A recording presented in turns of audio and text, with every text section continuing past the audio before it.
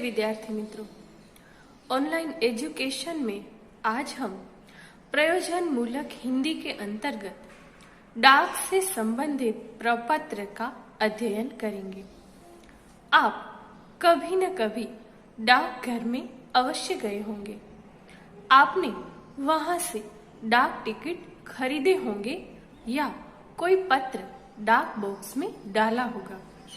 कभी आपने कोई पार्सल भेजा होगा। आपने अपने माता पिता को डाकघर के बचत खाते में अपना धन जमा करते हुए देखा होगा। तो पत्र और पार्सल ले जाना, धन भेजना, जमा, स्वीकार करना आदि जैसी विभिन्न सेवाएं डाकघर द्वारा उपलब्ध कराई जाती है। इन सभी सेवाओं को डाक सेवा कहते हैं। लिखित संदेशों के आदान प्रदान की आवश्यकता की पूर्ति के लिए डाक सेवाओं का आरंभ किया गया। पहले संदेशों का लिखित आदान प्रदान करने के लिए ही इसका उपयोग किया जाता था। कुछ व्यक्तियों को लिखित संदेशों को एक स्थान से दूसरे स्थान तक पहुंचाने के लिए नियुक्त किया जाता था। पत्रों को एक स्थान से दूसरे स्थान तक पहुंचाने के लिए कबूतरों का भी इस्तेमाल किया जाता था। हमारी वर्तमान डाक व्यवस्था सड़क और रेल यातायात के साधनों के विस्तार के साथ शुरू हुई। भारत में 1837 तक डाक सेवाएं केवल सरकारी डाक भेजने के लिए ही इस्तेमाल की जाती थी। 1837 के बाद डाक सेवाओं को जन साधारण के लिए भी उपलब्ध कराया गया। समय के साथ साथ डाकघर रुपए भेजने, पार्सल पहुंचाने, बैंकिंग, बीमा और अन्य कई सुविधाएं प्रदान करने लगे। जैसा कि आप जानते हैं कि डाकघर कई प्रकार के कार्य करता है, जिससे डाक सेवाओं का स्वरूप बहुआयामी हो गया है। तो आइए डाक सुविधा के स्वरूप पर दृष्टि डालें। इसे लिखित संचार का सबसे विश्वसनीय साधन माना जाता है। यह आम व्यक्ति द्वारा दूर दराज के क्षेत्रों में रहने वाले लोगों तक मनी ऑर्डर द्वारा धन पहुंचाने का भी सबसे विश्वसनीय साधन है। इसी तरह यह मूल्यवान वस्तुओं को पहुंचाने का सबसे सहज साधन है। डाकघरों द्वारा प्रदान की जाने वाली बैंकिंग सेवाओं का ग्रामीण और शहरी इलाकों में रहने वाले अनेक लोग लाभ उठाते हैं, क्योंकि ये आसानी से सुलभ है और डाकघरों का तंत्र भी सारे देश में फैला है। डाक विभाग संचार और सूचना प्रौद्योगिकी मंत्रालय के अंतर्गत आता है। डाक सेवाएं प्रदान करने के लिए पूरे देश को 23 डाक सर्कल में विभाजित किया गया है। प्रत्येक सर्कल एक राज्य के साथ सह टर्मिनस है, जैसे कि गुजरात सर्किल जो केंद्र शासित प्रदेश दमन दीव और दादर और नगर हवेली का प्रशासन भी करता है। केरल सर्किल जिसमें केंद्र शासित प्रदेश लक्षद्वीप शामिल है, वैसा ही अन्यों के संदर्भ में भी है। भारत में पूरे विश्व में सबसे बड़ा डाक नेटवर्क है। इसके डाकघरों की कुल संख्या 1,55,015 है। इनमें से 1,39,144 डाकघर ग्रामीण क्षेत्रों में है। स्वतंत्रता प्राप्ति के समय देश में कुल 23,344 डाकघर थे और ये मुख्यतः शहरी क्षेत्रों में थे। अब इसमें 7 गुना वृद्धि हुई है और अधिकतर डाकघर ग्रामीण क्षेत्रों में बने हैं। डाक विभाग का मुख्य लक्ष्य मेल, पार्सल, धन हस्तांतरण, बैंकिंग, बीमा आदि सेवाओं को जनता को मुहैया कराना है और साथ ही सामाजिक सेवा और सुरक्षा को जारी रखना भी है। डाकघर की लघु बचत योजनाएं भारत में बहुत ही लोकप्रिय है क्योंकि लोगों को निवेश बहुत पसंद है। निवेश, जिसे गुजराती में हम रोकाण कहते हैं। डाकघर की बचत योजनाएं ऐसी योजनाएं हैं जिनका उद्देश्य गारंटेड रिटर्न के साथ सुरक्षित निवेश प्रदान करता है। निवेशकों के बीच बचत की आदत को प्रोत्साहित करने के लिए ये डाकघर योजनाएं शुरू की गई है। तो आइए जानते हैं ऐसी योजनाओं के बारे में। सबसे पहला है डाकघर बचत खाता। यह बचत खाता डाकघर में बैंक खाते की तरह काम करता है, जिसे हम किसी भी सार्वजनिक क्षेत्र के बैंक में खोल सकते हैं। आगे है डाकघर सावधि जमा खाता।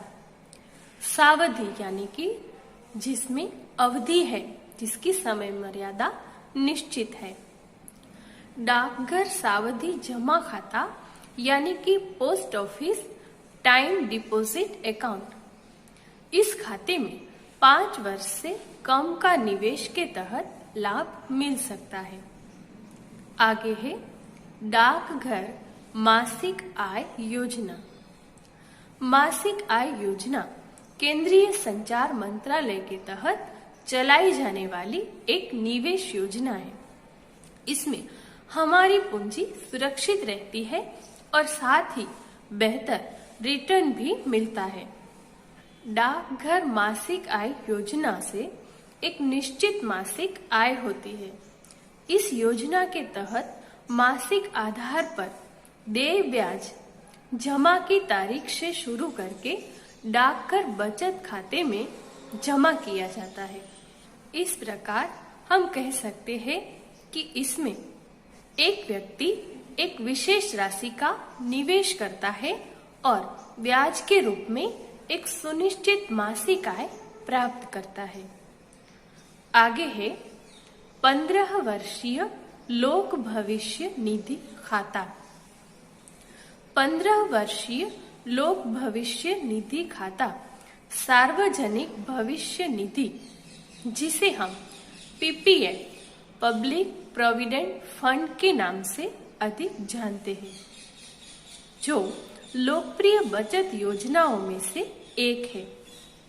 और अहम बात यह है कि वित्तीय वर्ष में, जिसे गुजराती में हम नाणाकीय वर्ष कहते हैं, तो वित्तीय वर्ष में 1.5 लाख तक के सार्वजनिक भविष्य निधि में योगदान आयकर अधिनियम की धारा 80C के तहत कर यानी कि इनकम टैक्स कटौती के पात्र है।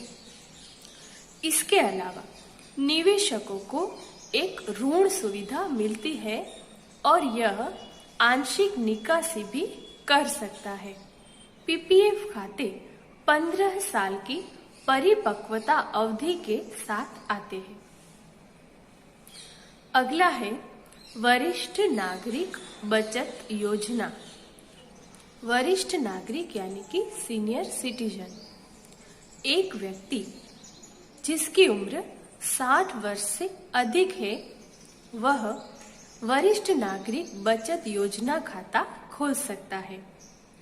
वरिष्ठ नागरिक बचत योजना की परिपक्वता अवधि 5 वर्ष है और योजना में अधिकतम राशि 15 लाख से अधिक नहीं होनी चाहिए।